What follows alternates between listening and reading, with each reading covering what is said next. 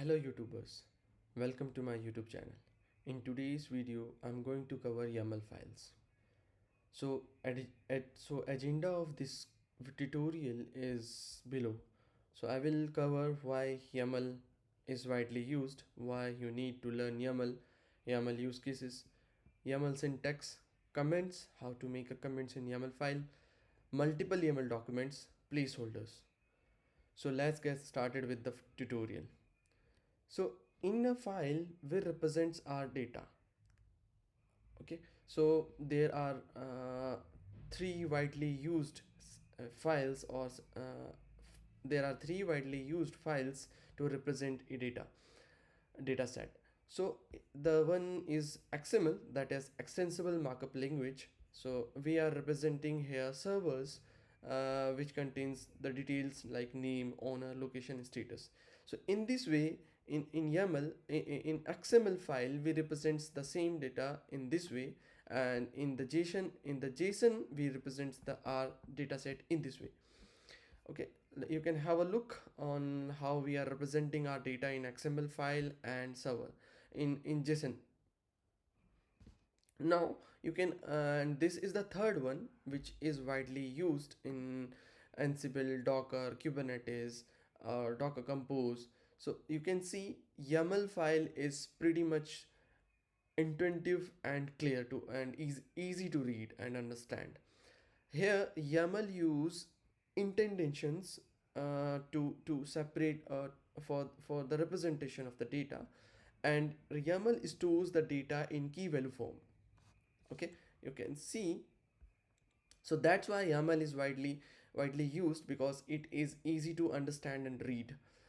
You can have a compare on all XML, JSON, and YAML, which is looks good to you. So okay, now why you need to learn. Now I'm coming to second point, why you need to learn YAML file. So YAML files are extensively used in DevOps, especially in Docker, Kubernetes, Ansible. So over there we have configuration files, and we write our configurations in YAML files. So I will share YAML file Kubernetes resource. Okay, over there I will explain each and part have which we are using in our YAML file. Okay, so YAML use cases consist pod in Kubernetes perspective. We have all the we defined all our resources in YAML files. Okay, let's come to a YAML syntax. So let's come down a bit, and you can see we define our data set in key value pairs. So here fruit is the key and mango is this corresponding value. Similarly, vegetable is the key and carrot is the value. And we can also represent arrays or list in our YAML files. So here fruit is a list which contains four elements: apple, mango, grapes, watermelon. Similarly, there is another way of representing our list is like we can have spaces like this, or if we can avoid the spaces like this. Both are a valid YAML files. So I am showing, so most probably just to verify our YAML files, that whether we have proper indentations and there is no error in our YAML files, we can prefer an online tool. Okay, online linters. So you can see I have copied my YAML file content, and now I'm going to validate it online. Now I have copied my content inside the YAML file, and now I'm going to click to go, so that it can online YAML linter can validate my YAML content. Look, YAML valid. And similarly, if I don't use big spaces at the beginning of my YAML content, or then it will be also a valid valid YAML file. Okay, now let me click on the go. You can see it's a valid YAML file. It is making okay. So these three lines are just to we use these three lines to append. So these three. Now another way to represent the data set inside our list within the YAML file, we can also use square brackets and then append our values. Like this is the app versions in my example. So we have a list of app versions that contains four values: 1.2, 1.3, 1.4, 2.0. So similarly, we can also create a dictionary or map in our YAML files, or represents our data in dictionary or map in map. So here I am creating a dictionary which contains capital of the countries. Okay, so India is the key and New Delhi is corresponding value. So India is a country and New Delhi is capital. Similarly for United States and so on. So this is another dictionary which is representing the data set of Roman numbers. So how we represent Roman numbers and their corresponding decimal values. So make sure whenever you are working with YAML files, you have proper indentations. Okay, let me show you that how errors are represented if we don't have proper indentations in our YAML files. This is a valid YAML file, and now let's say let me make some errors to it, or indentation errors. Look, when I have added an extra space at the sixth line, now I'm going to go look. An error is come prompt that nested mappings are not valued allowed in compact mappings at line number 5. So it seems that this is an error. So if I remove this and click again, then it's a valid YAML. Okay. Now we can have dictionary inside another dictionary. So let's say we want to store details of a car. So we have defined key value for the color is the key and blue is the value. Similarly, a model have a different values or contain different data set inside it. So model name is contain two entities as well, that is name, that is key, and value corresponding to BMW, and manufacturing date is the 2023, and another details like engine capacity is 3000 cc and price 80 lakhs. So we are representing our data set of a car. So in this way we can add a dictionary inside another dictionary in our YAML file. We can have a list of dictionaries. So keep a note, whenever a data set or a value is starting with a hyphen or a dash, so that represents our list. So here we are representing multiple uh, details for different car. So here similarly, like you can have a look. So I'm representing three car details, and these are their corresponding values. You can have a look. These are the three different entities for three different cars in our YAML file. This is how we will represent our data in YAML file. So dictionary is an unordered collection and list is an ordered collection. So let me show you one thing, that what does it means. So caret, this is a this in this way I'm representing our data. Look, this is a dictionary which contains details for the caret. So so dictionary, as I have already mentioned, dictionary are unordered collection. So caret contains calories, vitamins, fat. So until and unless you can see in the below, I'm representing the same data set and both have the same values. Whether look in the above one, calorie, after calorie I have vitamins, and in the second one I have fat, but they are same because they have the same values. So, but this is not true with the case of arrays or list. So fruits, this is a list of fruits which contains apple, mango and grapes, is not equivalent to this array because they have not in the same order. Here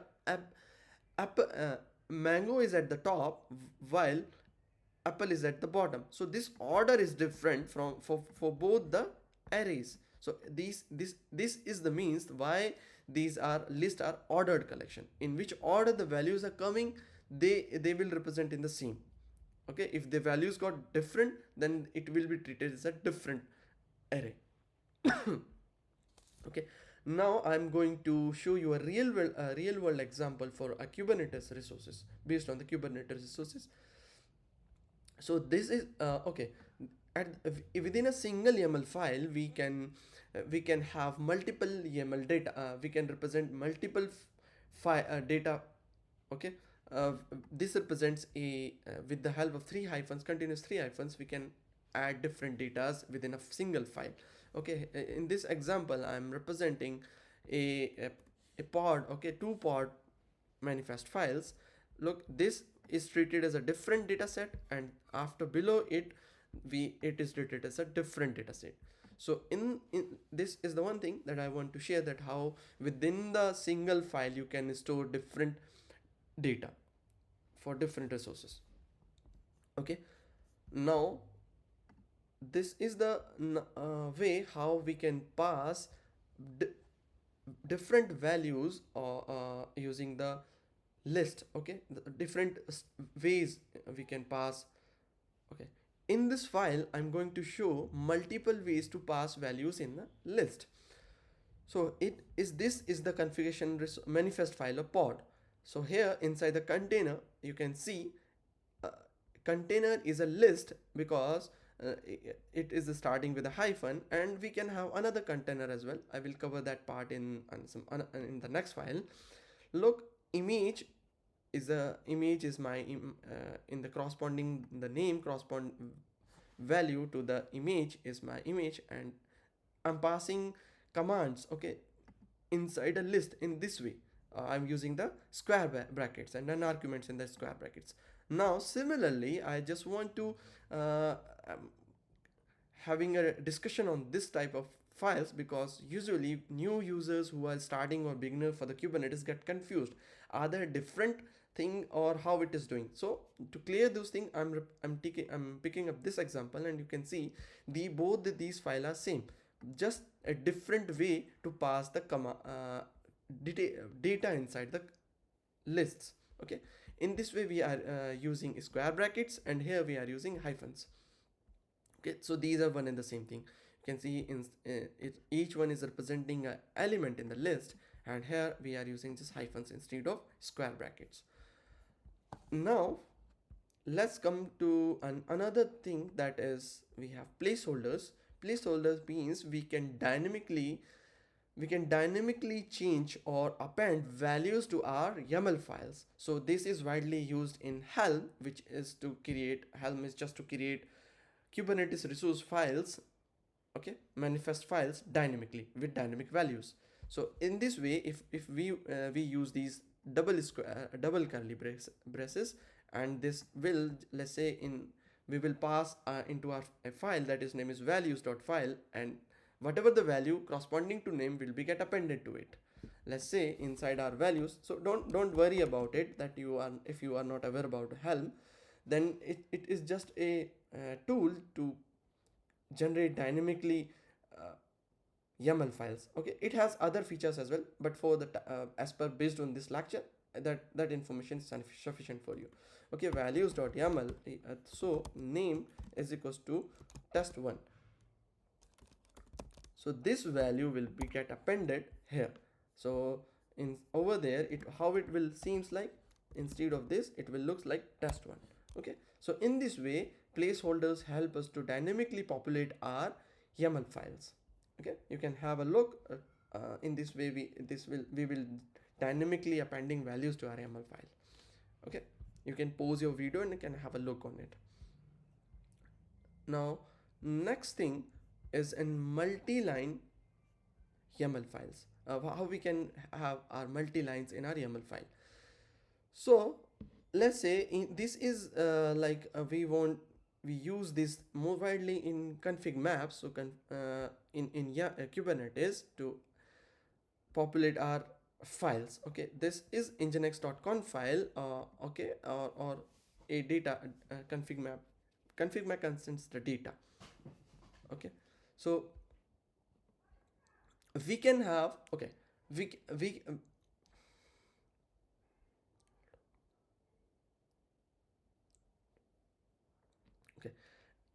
we can also represent, if let's say we have to append multiple lines inside our YAML files, then we have to use this pipe symbol, and it has multiple combinations. Okay, if we want to replace new lines with spaces, then we will,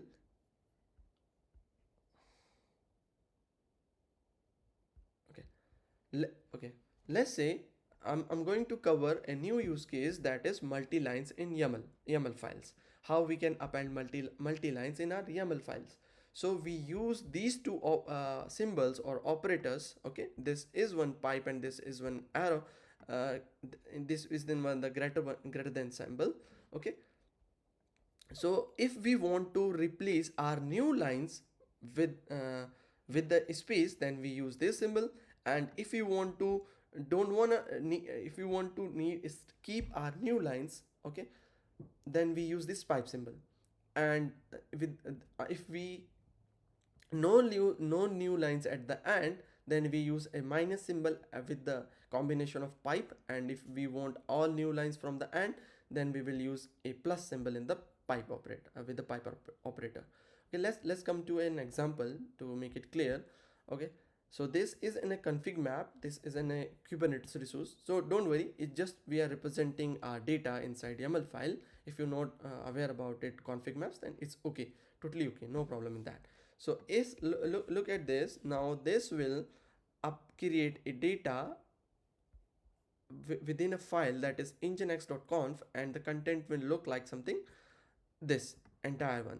So here, as I mentioned earlier, so I don't wanna line new lines at the end, so I'm using this minus symbol, so there would be no new line at the end in the final file, that is nginx.conf. And if I need the new lines at the end of each line, these lines, okay, then I will use a plus symbol. And the okay, so if and the default, if I don't use this, then whatever I have added in this, it will be represented directly inside our nginx.conf file. Okay, let me show you it in the validator, that it is a validate YAML file. So, okay, I have copied all the content inside it, and I'm clicking to go. Okay, say valid YAML file. Okay, so that's all I want to cover in this lecture, or in this tutorial. If you like my video, please share, subscribe my channel, and let me know your feedback in your comments. If you have any questions, please let me know in comment section. Thank you all. Thanks. Have a nice day.